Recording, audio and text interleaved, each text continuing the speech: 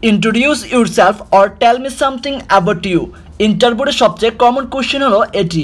এই একটা প্রশ্নের উত্তরের মাধ্যমে একটা মানুষের যোগ্যতা ও গুণাবলীকে এক নিমিষে যাচাই করা যায়। তাই ইন্ট্রোডিউস ইউরসেলফ এই উত্তরটাকে এমনভাবে সাজান যাতে খুব সহজে ভাইবা বোর্ডে ইমপ্রেস করতে পারেন। So don't worry, Shaukat was here. আজকের ভিডিওতে আমরা জানবো কিভাবে ভাইবা বোর্ডে ইন্ট্রোডিউস ইউরসেলফ প্রশ্নটাকে সুন্দরভাবে রিপ্রেজেন্ট করব। So while you introduce yourself don't say irrelevant thing, অর্থাৎ কখনো ইরিলিভেন্ট কিছু বলার চেষ্টা করবেন না যেগুলো খুবই অপ্রাসঙ্গিক। ফর এক্সাম্পল, কখনো ফাদার নেমস, মাদার নেমস অথবা আপনার সিভিতে দেওয়া আছে এরকম কোনো তথ্য বলতে যাবেন না, কেননা they already read your CV. So try to say something about new idea or experience. So you can start by thanking them, অর্থাৎ তাদেরকে ধন্যবাদ জানিয়ে আপনার কথা বলা শুরু করতে পারেন। For example, first of all I would like to say thank you to giving me wonderful opportunity to introduce myself. আপনি কিন্তু খুব সুন্দরভাবে এরকম একটা স্টার্ট আপ করতে পারেন। Now second step, don't repeat your name. For example, interview নেবার সময় আপনার স্যার যদি বলে hi Shaukat, hi Rahim, introduce yourself, অথবা ইন্টারভিউর শুরুতে যদি আপনার নাম জিজ্ঞেস করে হোয়াট ইজ ইউর নেম, তাহলে don't need to repeat again your name, কারণ অলরেডি তারা আপনার নাম জানে। সো দ্বিতীয়বার যদি রিপিট করেন সেটা অপ্রাসঙ্গিক হয়ে যায়।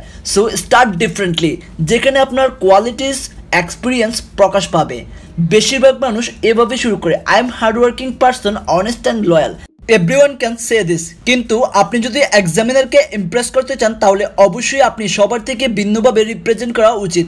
You can share your experience, অর্থাৎ আপনি যে সেক্টর বা যে মন্ত্রণালয় অথবা যে প্রতিষ্ঠানের যে কাজের জন্য ইন্টারভিউ দিচ্ছেন সেই কাজে আপনার যে অভিজ্ঞতা বা এক্সপিরিয়েন্স রয়েছে সেটা শেয়ার করুন।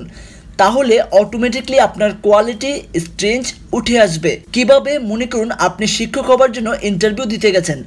এখন আপনি যদি বলেন I am computer engineer, I am very expert in blah blah blah, তাহলে এক্সামিনার কি আপনার প্রতি ইমপ্রেস হবে? কখনোই না। তাহলে টেল দেম এ স্টোরি। আপনি তাদের বলতে পারেন আমি ছাত্র জীবনে অনেক স্টুডেন্ট পড়িয়েছি এবং পাশাপাশি বিভিন্ন কোচিং করেছি। তাহলে এই কথাটার সাথে শিক্ষকতার পেশাটা একটা বন্ডিং রয়েছে যেটা এক্সামিনারকে খুব সহজে ইমপ্রেস করবে।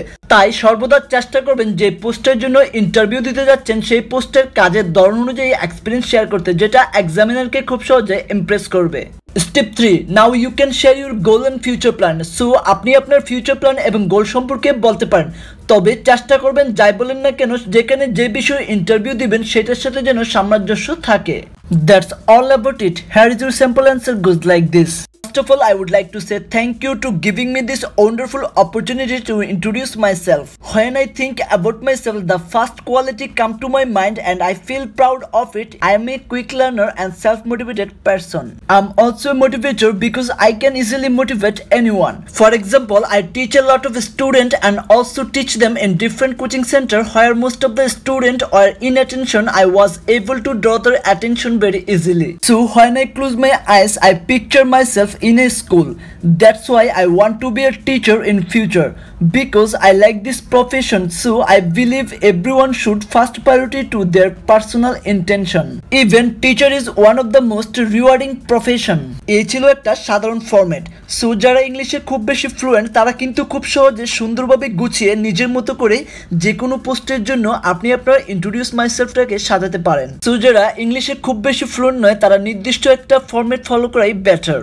So take care guys, thanks for watching.